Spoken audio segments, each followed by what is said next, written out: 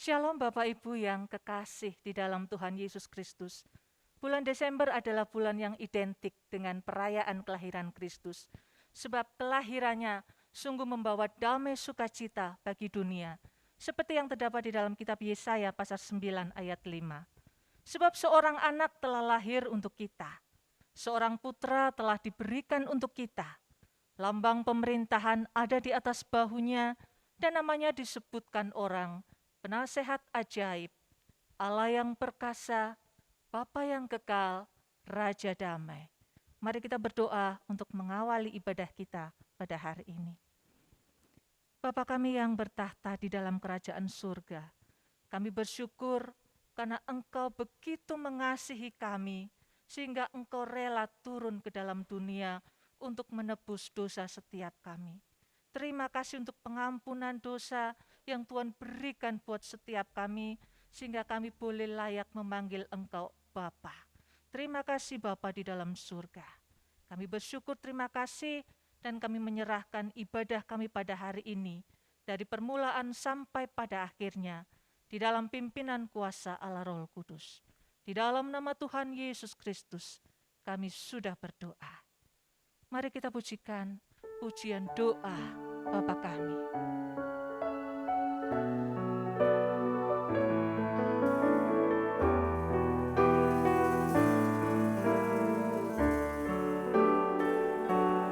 Bapa kami yang ada di surga,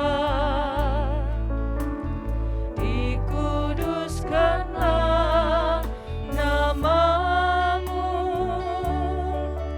datanglah kerajaan-Mu, jadilah kehendak-Mu di bumi seperti di surga. Beri kami hari ini makanan yang secukupnya. Ampuni salah kami seperti kami ampuni yang bersalah pada kami. Jangan bawa kami dalam pencobaan, melainkan lepaskan kami dari yang jahat. Sebab Kaulah yang punya kerajaan dan kuasa dan kemuliaan sampai selama-lamanya. Amin. Amin. Mari setiap kita bersorak memuji kebesaran dan keagungan nama kita, nama Tuhan kita Yesus Kristus. Nyanyi glory, glory, glory bagi Sang Raja. Amin.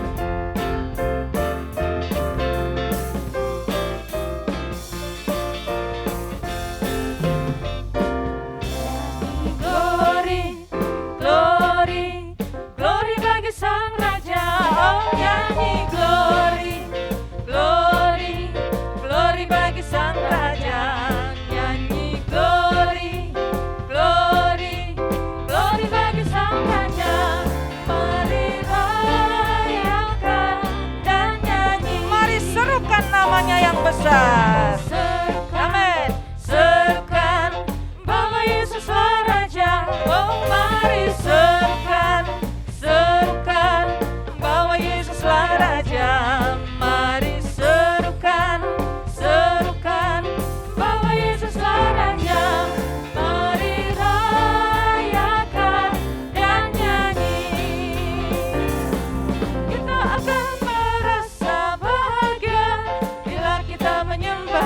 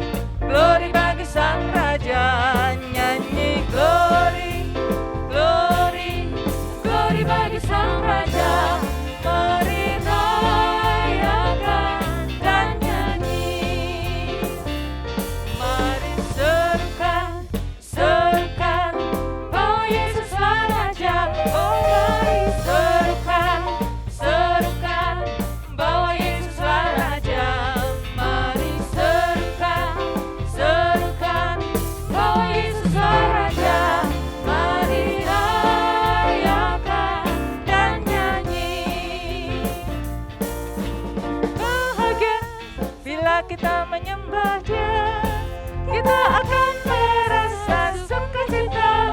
Bila kita sambil nyanyi glory, glory, glory bagi Sang Raja. Oh, nyanyi glory, glory, glory bagi Sang Raja.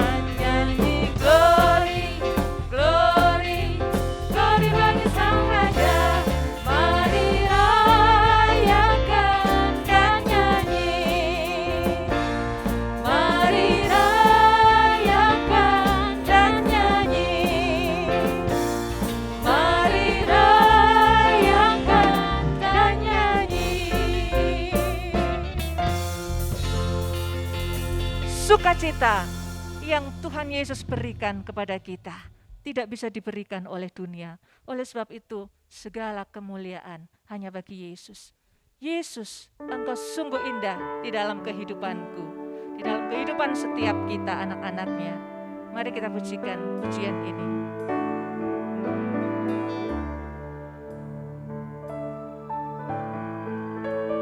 Kasih Yesus sungguh indah di dalam hidupku ini, sungguh manis, lebih manis hidup bersama Yesus. Yesus, nama Yesus, pujilah Dia. Kasih-Nya kepada saya sampai selama-lamanya. Yesus, nama Yesus, pujilah Dia. Kasih-Nya kepada saya sampai selama-lamanya. Kasih-Nya kepada saya sampai selama-lamanya. Pada minggu Adventus keempat, kita akan menyalakan lilin yang keempat, yang memiliki arti kasih, yaitu kasih Allah yang telah dinyatakan dalam kelahiran Raja Penyelamat, yaitu Tuhan Yesus ke dalam dunia.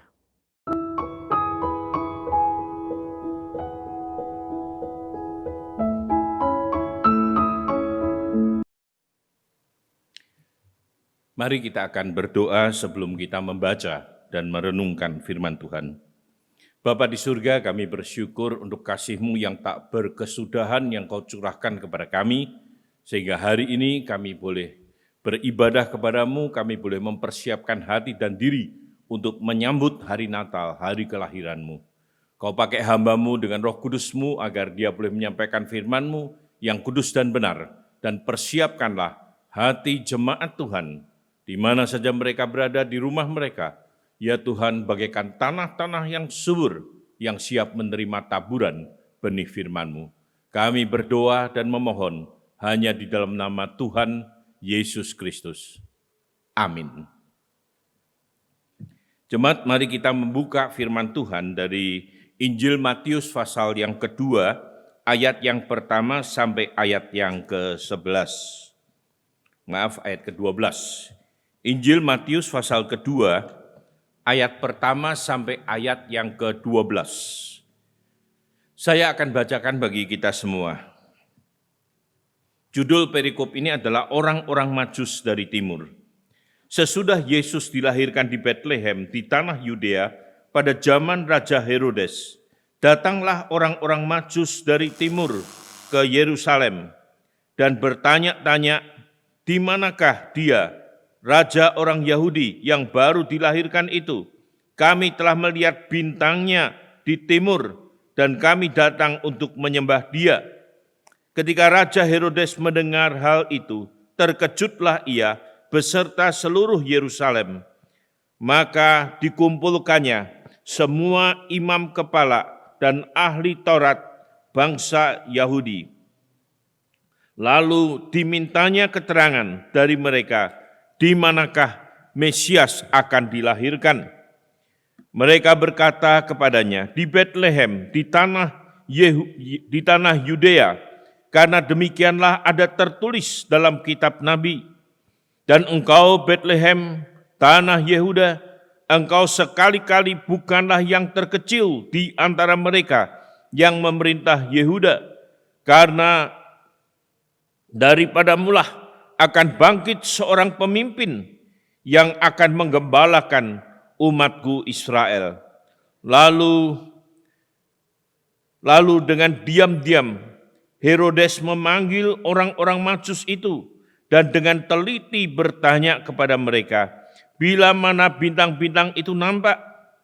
Kemudian ia menyuruh mereka ke Betlehem, katanya, pergi dan selidikilah dengan seksama hal-hal mengenai anak itu, dan segera sesudah kamu menemukan dia, kabarkanlah kepadaku, supaya aku pun datang menyembah dia.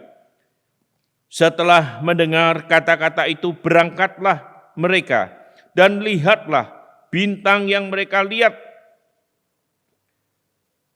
di timur itu mendahului mereka hingga tiba dan berhenti di atas tempat di mana anak itu berada. Ketika mereka melihat bintang itu, sangat bersukacitalah mereka. Maka masuklah mereka ke dalam rumah itu dan melihat anak itu bersama Maria ibunya, lalu sujud menyembah dia. Mereka pun membuka tempat harta bendanya dan mempersembahkan persembahan kepadanya, yaitu emas, kemenyan, dan mur. Dan karena diperingatkan dalam mimpi supaya jangan kembali kepada Herodes, maka pulanglah mereka ke negeri mereka melalui jalan lain. Saudara yang saya kasih dalam Tuhan, dalam 1 minggu kira-kira, ya kita sudah akan merayakan Natal. Saudara, kita tahu Natal tahun ini mungkin tidak semeriah tahun lalu atau 2 tahun yang lalu khususnya. Karena apa? Karena kita tahu kondisi pandemi yang kita alami sampai hari ini. Saudara, di tengah-tengah situasi yang khusus ini, bagaimanakah kita menyambut hari Natal tersebut? Kalau kita melihat di dunia kita, secara khusus memang mungkin ini tahun 2019-2020, saudara, Natal boleh dikatakan dirayakan dengan luar biasa.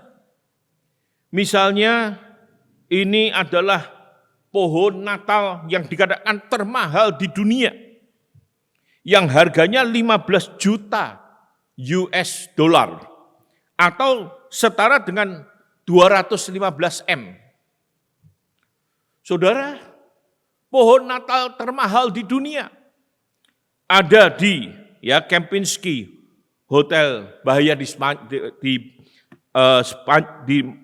Spanyol. Nah, saudara yang saya kasih dalam Tuhan, mengapa pohon ini bisa mahal? Karena hiasan-hiasan itu adalah perhiasan, permata, intan, dan sebagainya yang menyebabkan pohon ini bisa menjadi mahal dan memecahkan rekor dunia. Yang kedua, saudara, pohon Natal termahal yang kedua ditemukan di mana, saudara? Justru ditemukan di tempat yang mungkin kita akan terkejut mendengarnya, yaitu di Abu Dhabi. Ya, di Abu Dhabi. Pohon Natal ini harganya 11 miliar atau 11 juta dolar. Yang juga boleh dikatakan sekitar 150 M mungkin. Saudara yang saya kasih dalam Tuhan, mengapa mereka merayakan Natal atau menyambut Natal dengan kehebohan yang luar biasa tersebut?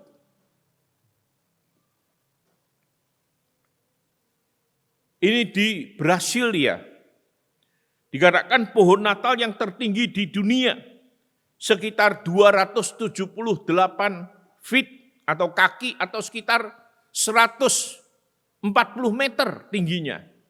Dan ini terapung di atas air, sehingga memecahkan rekor dunia. Dan ini di Singapura. Ya, kalau Anda lihat catatan di bawahnya, ya Orchard Road Christmas Light Up, ya 2021. Dalam arti saudara memang di Singapura tiap tahun pada bulan mulai awal November sampai Januari, ya dikatakan mereka akan menghiasi Orchard Road, jalan utama di sana, yang sangat terkenal dengan apa? Dengan hiasan-hiasan Natal. Sepanjang jalan banyak lampu-lampu gemerlapan. Toko-toko di samping kanan kiri jalan tersebut juga banyak menampilkan hiasan Natal yang luar biasa.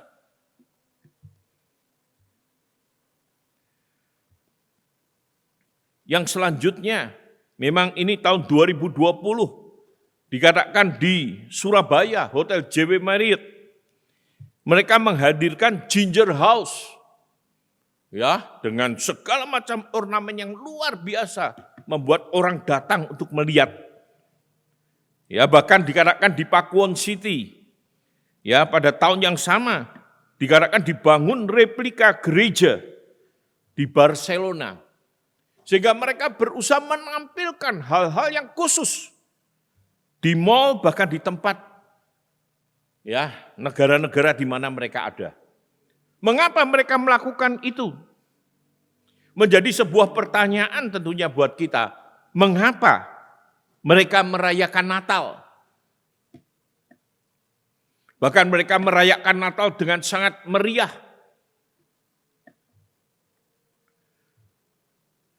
Bagaimana kita menyambut Natal? Mungkin kalau kita lihat dari dekorasi kita, sangat jauh dibandingkan dengan dekorasi yang dibuat baik oleh mal, oleh tempat-tempat yang lain. Saudara yang saya kasih dalam Tuhan, menjadi pertanyaan, mereka merayakan Natal, tapi apakah mereka mengalami Natal? Apa yang harus kita lakukan sebagai orang percaya di dalam menyambut datangnya hari Natal? Dari bacaan kita tadi kita akan melihat 3 macam orang yang menyambut datangnya hari Natal atau kelahiran Kristus Sang Raja. Yang pertama, Raja Herodes. Begitu Raja Herodes mendengar bahwa ada orang Majus datang mencari raja yang dilahirkan. Dan mereka bertanya kepada Herodes dan kepada orang-orang di sana, di mana raja itu dilahirkan? Saudara, Herodes mendengar berita ini, dia sangat antusias, tertarik sekali. Dia panggil orang Majus, bertanya kepada orang Majus, kapan mereka melihat bintang? Dan di mana raja itu dilahirkan? Dia kemudian juga bertanya kepada beberapa pemimpin-pemimpin Yahudi, berkaitan dengan apa? Berkaitan dengan kelahiran sang raja tersebut. Dan kemudian dikatakan di Bethlehem, Yesus dilahirkan. Dia bahkan berpesan kepada orang Majus, kalau engkau sudah bertemu dengan raja yang dilahirkan, kembali kepadaku, beritahu aku, supaya aku juga bisa menyembah dia. Tapi kita tahu dalam catatan, Matius 2 ayat 16 sampai ayat ke-18, ternyata Herodes bukan ingin menyembah raja yang dilahirkan. Tapi justru disebutkan di sana dia membunuh anak-anak yang berusia 2 tahun ke bawah yang diperkirakan seperti informasi dari orang Majus, raja itu dilahirkan. Dia justru membunuh anak-anak ini dengan harapan Yesus sang raja juga terbunuh sehingga memperkokoh kerajaannya. Saudara, Herodes sepertinya mau menyembah, mencari raja yang dilahirkan. Tapi bukan untuk menyembah raja tersebut, tapi untuk memperkokoh kerajaannya sendiri. Yang kedua, saudara, kita melihat ada orang-orang Yerusalem. Kalau kita lihat mereka tahu tentang Natal, tapi mereka menganggap mungkin cerita Natal sebagai sebuah cerita kuno, kira-kira begitu. Yang dijanjikan di dalam perjanjian lama. Sehingga pada saat Herodes bertanya kepada mereka, kepada orang-orang Yerusalem, termasuk tua-tua ahli Taurat, imam-imam, mereka berkata, di Bethlehem, begitulah firman Tuhan zaman dulu mengatakan seperti itu.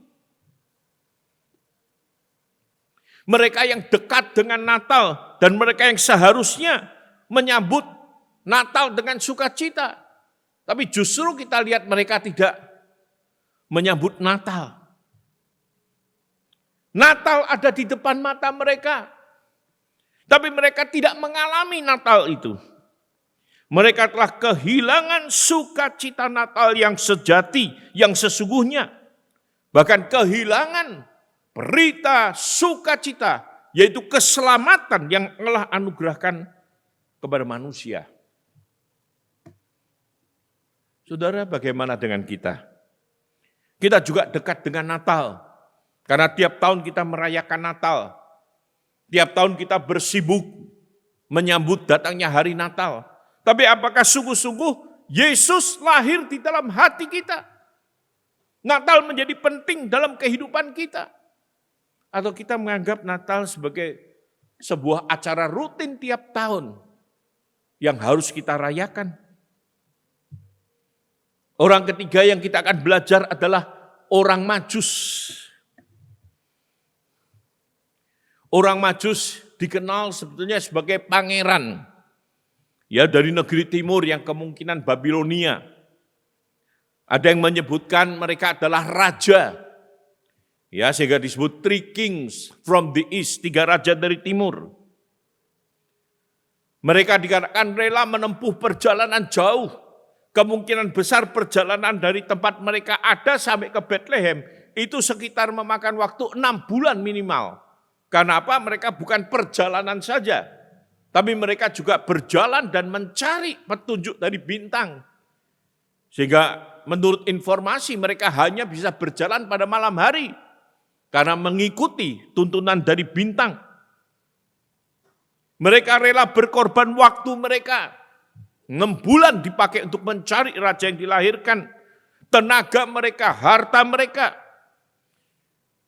Untuk apa? Untuk mencari juru selamat dunia. Untuk mencari raja yang dilahirkan. Seperti tadi saya katakan, perjalanan mereka banyak dilakukan pada malam hari. Karena mereka melihat pimpinan dan tuntunan dari bintang yang membawa mereka ke tempat di mana anak itu dilahirkan.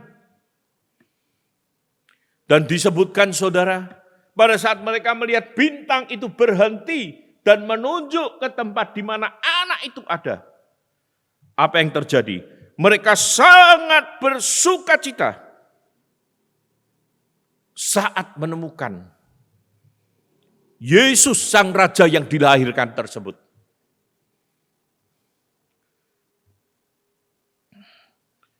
Saudara, apa yang dilakukan orang Majus pada saat bertemu dengan raja yang dilahirkan? Orang Majus disebutkan sujud menyembah Yesus. Ya, sudah kata sujud masih menyembah. Menunjukkan bahwa mereka menaklukkan diri mereka. Dan mereka ya menaklukkan diri mereka kepada raja yang dilahirkan tersebut dengan sujud menyembah. Nah, sujud menyembah ini sebetulnya menurut para ahli dikatakan itu adalah sikap dalam arti mereka mencium sampai ke tanah. Jadi dengan kata lain, mereka sungguh-sungguh menaklukkan diri kepada raja yang dilahirkan. Walaupun raja itu saat itu masih kecil. Ya, memang ada yang mengatakan bukan ya bayi Yesus, tapi mungkin ya paling tidak Yesus sudah berusia 6 bulan lebih. atau sekitar mungkin ya hampir 2 tahun, 1 tahun lebih. Karena apa? Berdasarkan tindakan Herodes membunuh anak-anak di bawah 2 tahun, jadi Yesus diyakini juga usianya di bawah 2 tahun. Mereka sujud menyembah. Ya, kalau kita lihat gambar ya yang ditampilkan ini sangat bagus, Saudara. Di mana mereka sujud menyembah, bahkan sujud menyembahnya itu digambarkan dengan apa? Mereka berlutut di depan sang raja. Dan bukan hanya di depan sang raja, mereka berlutut, dikatakan mereka mencium kaki sang raja. Ini gambaran tentunya ya, lukisan yang menggambarkan orang Majus sujud menyembah Yesus atau takluk kepada Yesus Raja yang dilahirkan. Saudara, kalau kita tahu Yesus saat itu berusia anggap saja 1 tahun. Dia masih seorang anak ya yang lucu. Kalau kita bertemu dengan anak umur 1 tahun, apa yang kita lakukan? Ya, kita sering kitik-kitik dia, cubit pipinya, enggak keras-keras tentunya ya. Kita gangguin dia.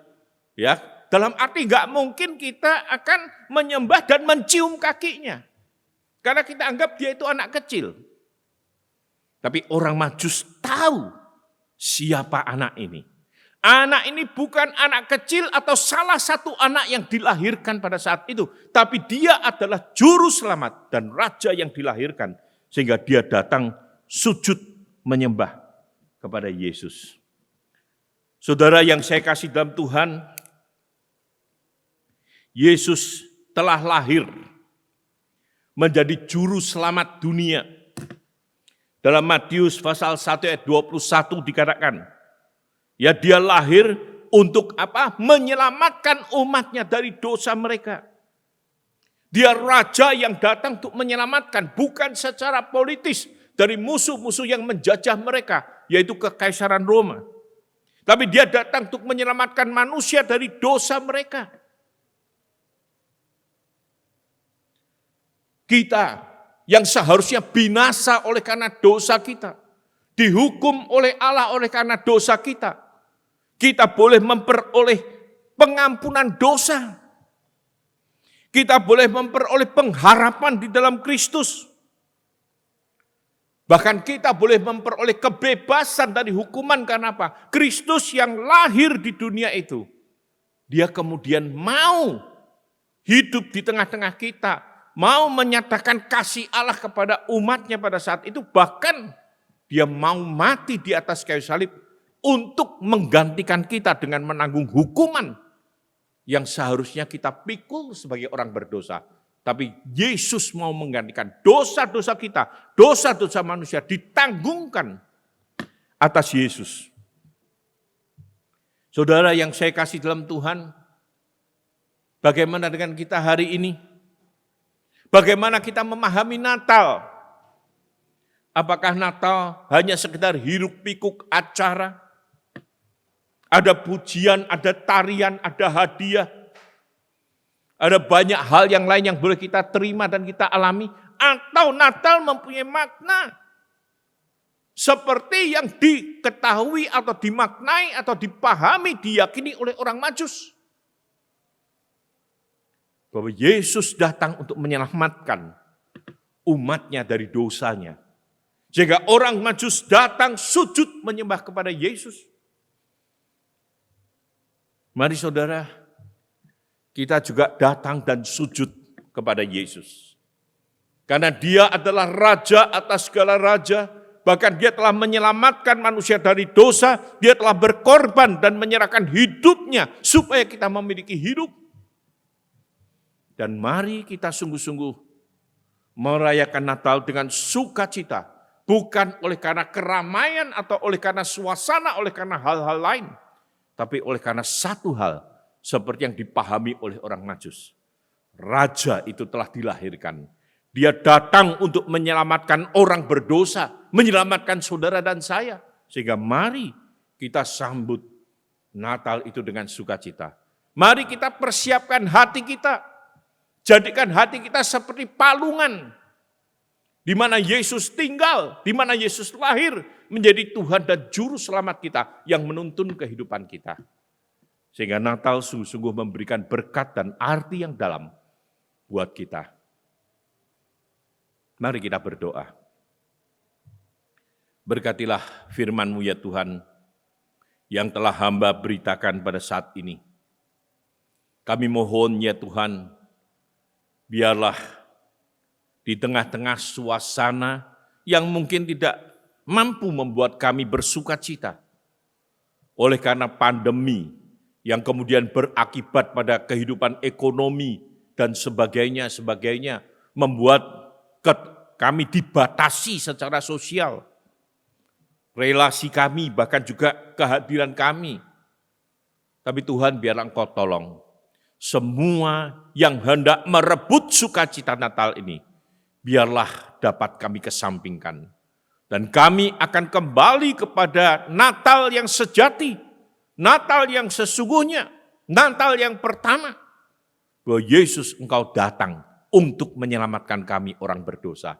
Sehingga kami bersyukur, bersukacita, karena hari ini kami terhitung sebagai orang-orang yang sudah diselamatkan oleh karena kelahiran Yesus, Sang Juru Selamat. Terima kasih Tuhan, berkatilah gereja-Mu di tempat ini, hamba-Mu yang melayani di tempat ini, pengurus gereja ini, bahkan seluruh jemaat-Mu. Biarlah ya Tuhan, sukacita Natal memenuhi hati, keluarga, dan kehidupan mereka. Demi Yesus Kristus kami berdoa. Amin.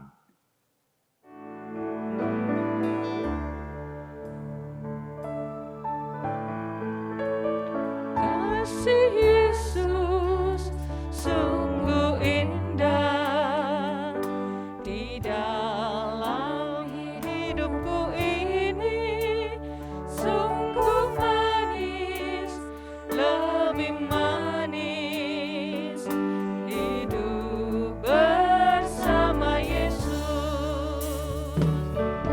Yesus, nama Yesus, pujilah Dia, kasih-Nya kepada saya sampai selama-lamanya. Yesus, nama Yesus, pujilah Dia, kasih-Nya kepada saya sampai selama-lamanya. Kasih-Nya kepada saya sampai selama-lamanya.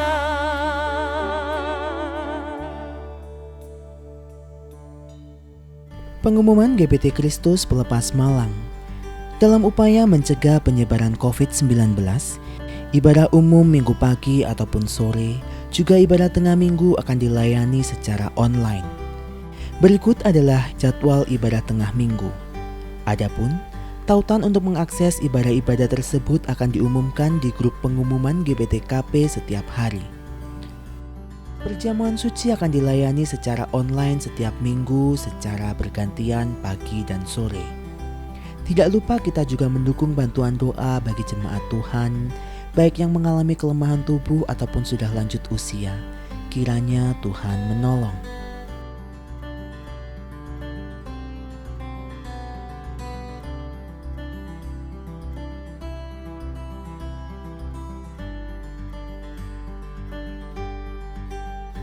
Yang berkenan memberikan persembahan untuk mendukung pelayanan kepada Tuhan dan sesama dapat diberikan melalui sistem online dengan cara transfer ke rekening BCA di nomor 0113254090 atas nama Yayasan Kristus Pelepas,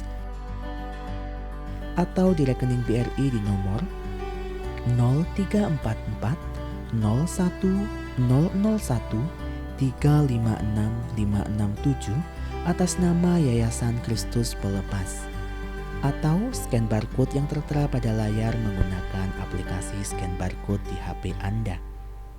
Bagi jemaat yang tidak dapat melakukan transfer, persembahan bisa dikumpulkan di rumah dalam amplop persembahan dan diserahkan ke gereja pada kesempatan mendatang.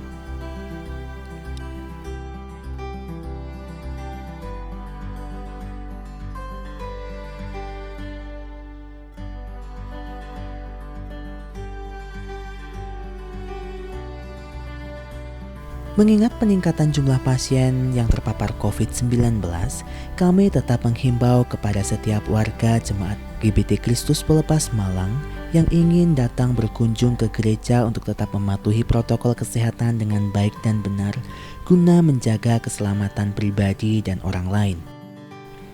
Tetap jaga jarak, cuci tangan dengan sabun, menggunakan masker, dan tetap tinggal di rumah saat kondisi badan kurang fit atau kurang sehat. Tetap jaga kesehatan, istirahat yang cukup, dan konsumsi vitamin ataupun suplemen makanan. Mari kita bersama mencegah penyebaran COVID-19. Demikian pengumuman GBT Kristus Pelepas sepekan mendatang. Ibu Bapak, saudara-saudara yang terkasih, marilah kita mengakhiri ibadah ini dengan berdoa.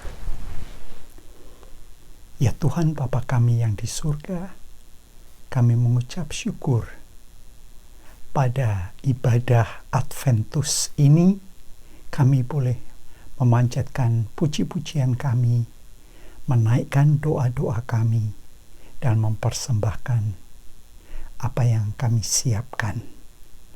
Tuhan, kami mohon kiranya warta sabda yang telah kami terima benar-benar mendapat tempat yang baik, sehingga kami dapat melaksanakannya.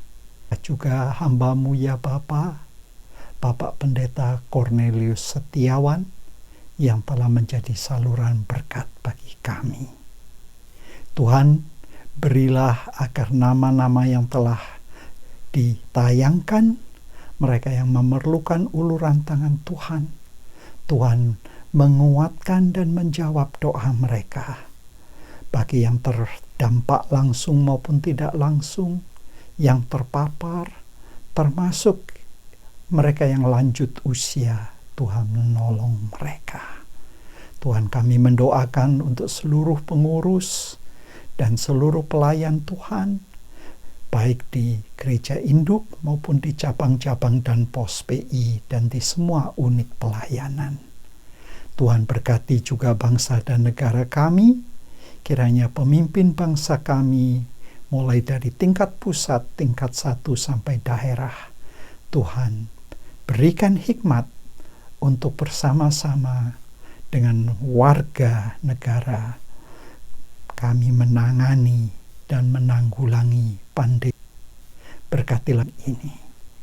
Saudara-saudari yang terkasih, biarlah sepanjang aktivitas di dalam masa Adventus ini, pengharapan, damai, sukacita, dan kasih menyertai saudara-saudari.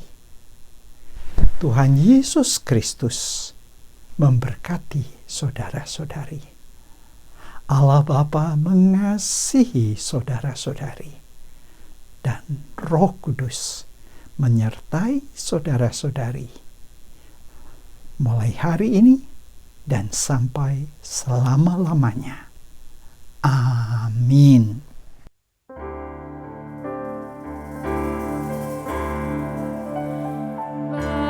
Bapa